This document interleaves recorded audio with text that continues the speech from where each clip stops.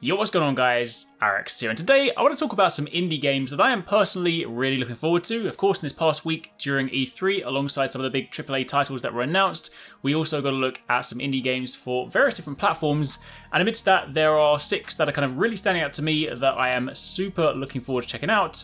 So I thought I'd put together a list of those ones, just to, in case maybe you missed it and you want to put these on your radar, then this should hopefully help you out. If there are any games that maybe I didn't mention that you guys think belong on this list, by all means let me know. But we're kicking things off in number 1 with Wizard with a Gun. This is coming to PC and Switch at some point in 2022, so still a while away. But honestly, I mean, first things first, the visual style for this just looks fantastic. The trailer is broken up into both sort of the cinematic cutscene stuff that has a really cool art style, paired with the gameplay towards the end of it. The official spiel for the game says that Wizard with a Gun is an online cooperative sandbox survival game set in a magical wilderness wrought with dangerous creatures and arcane mysteries. You have to embark on a journey alone or with friends to collect, craft, and outfit your wizard however you see fit as you explore the unknown. You can carefully design weapons, bullets, and furnishings for your tower home, but you need to try not to burn it all down as the magic you wield escalates beyond your control. One of the cool things about this game is it has lots of magical weapon customization.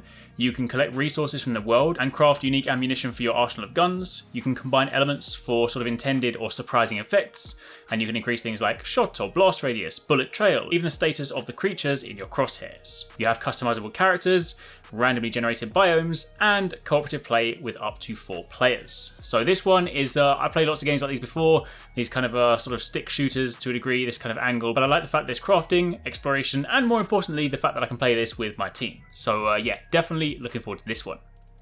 Following on from there, this next one is called Death's Door. July the 20th for this one, so this one is the one in the list that is basically going to be available soonest. This is coming to Xbox and PC. The description for the game says that reaping souls of the dead and punching a clock might get monotonous, but it's honest work for a crow. The job gets lively when your assigned soul is stolen, and you must track down a desperate thief to a realm untouched by death, where creatures grow far past their expiry and overflow with greed and power. This game has really cool looking combat. You basically utilise melee weapons, arrows and magic to overcome a sort of fantastic array of beasts and demigods, but mistakes are punished and victory is rewarded. You gain an edge by customising your character stats and mastering the abilities and upgrades that you obtain. The world itself is described as beautifully bleak. You venture beyond the doors and explore the land full of twisted inhabitants and countless secrets, bringing hope to the weird and wonderful characters that you'll meet along the way. Plus, there's a dark mystery to unravel. You track down and defeat colossal tyrants with stories and motivations of their own, all whilst experiencing a somber yet darkly comedic tale. The thing that kind of most stood out to me with this one is the fact that you're basically playing as like a penguin or a crow. I mean, okay, it's a crow, but I kind of want to believe it's a penguin. But just the combat looks really smooth, the visuals look awesome, and I cannot wait to mess around with this. However, the next game on the list, this one jumped out, and honestly, this one is really awesome because amidst sort of my friend group, there's a few of us that play these kind of games, whilst others don't necessarily always, resonate with them in the same way. But when this one was shown, everybody unanimously was just like, this looks really cool. And that game, of course, is Replaced. This is a 2.5 sci-fi retro futuristic action platformer where you play as Reach, which is an artificial intelligence trapped in a human body against its own will. The cool thing about this game is that Replaced combines cinematic platformers with pixel art and a free-flow action combat with a deep, engaging dystopian story set in an alternative 1980s. Now, the cool thing about this one that I really like when you actually sort of take a look at the combat stuff is the cinematic camera, but also the way that the camera just shakes and sort of moves during the fights. Like, there is so much weight to the combat in this, it looks so incredibly awesome.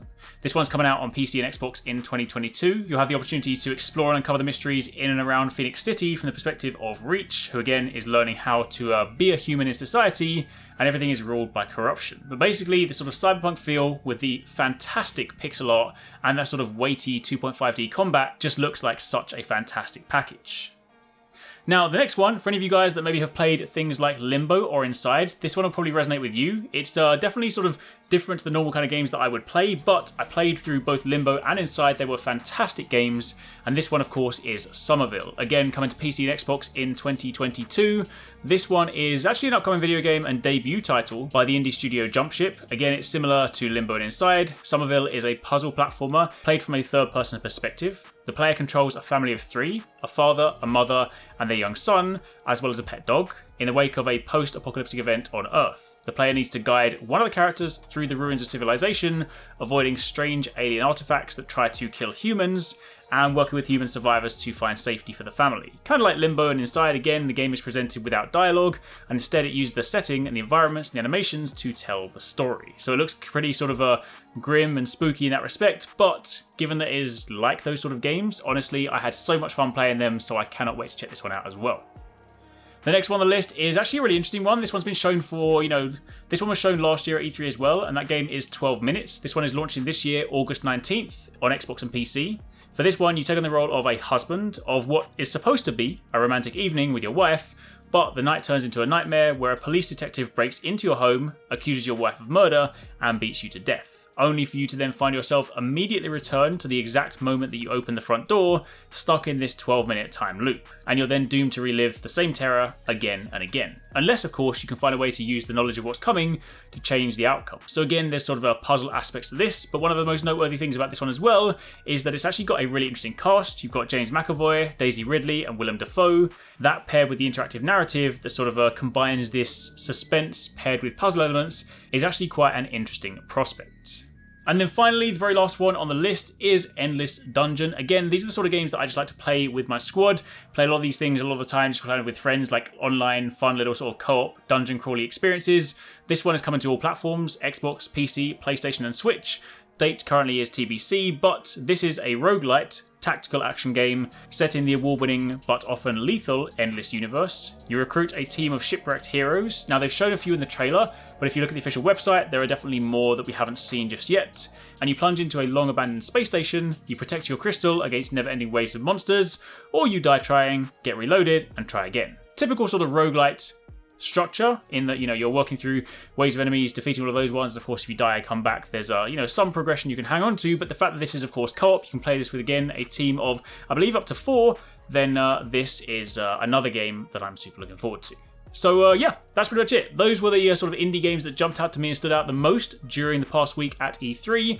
Again, if there are any games that maybe I didn't mention, let me know down below. But what do you guys think of those ones? Any of those on your lists? I'll definitely be covering some of these ones on the channel when they come out. But for the time being, thanks for watching, and I'll catch you guys in the next one. If you want to catch more from us at HyperX Gaming, don't forget you can catch the guys TwoSixNine and Paradise Central streaming over on Twitch weekdays, playing a variety of games. If you guys want to jump in, tune in, watch, and even join in, then make sure you check them out. The links to those are in the description box down below, and of course you can join the Discord to get involved in all of the discussions.